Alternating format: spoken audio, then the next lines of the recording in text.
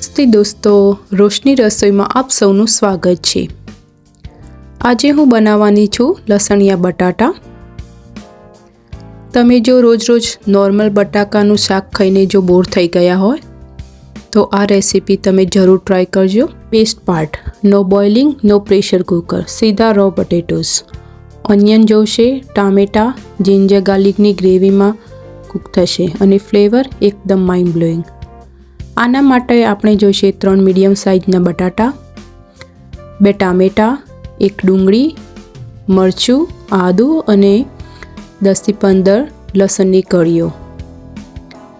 મેં અહીંયા મિક્સિંગ બાઉલમાં લસણ, કાશ્મીરી લાલ મરચું પાવડર, અડધી ચમચી જેટલું પાણી અને આદું અને મરચાં એડ કર્યા છે।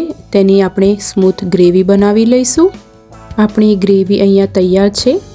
પછી આપણે એ જ મિક્સિંગ બાઉલમાં આપણે એડ કરીશું 2 ટામેટા, તેની પણ સ્મૂથ ગ્રેવી તૈયાર કરી લઈશું।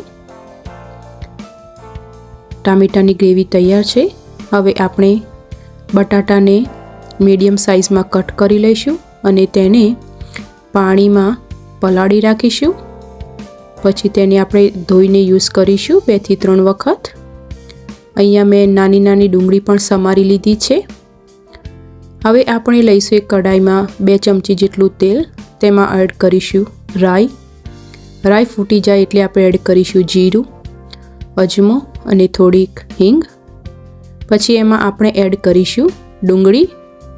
ડુંગળીને સારી રીતે આપણે સાતળી લઈશું જ્યાં સુધી તે ગોલ્ડન બ્રાઉન ના થઈ જાય।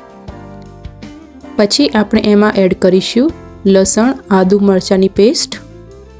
તેને આપણે સારી રીતે મિક્સ કરી લઈશું, એને પકાવવા દઈશું અને તેલ ના છૂટું પડે ત્યાં સુધી।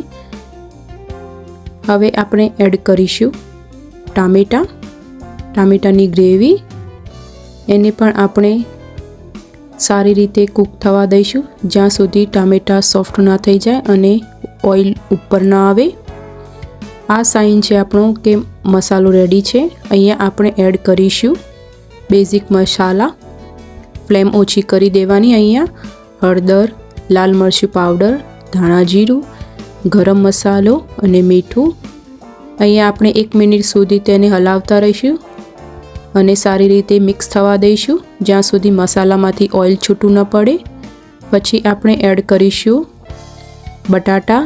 મેં અહીંયા બટાકા 2 થી 3 વાર વોશ કરીને લઈ લીધા છે અને આપણે એમાં એડ કરીશું અડધો કપ જેટલું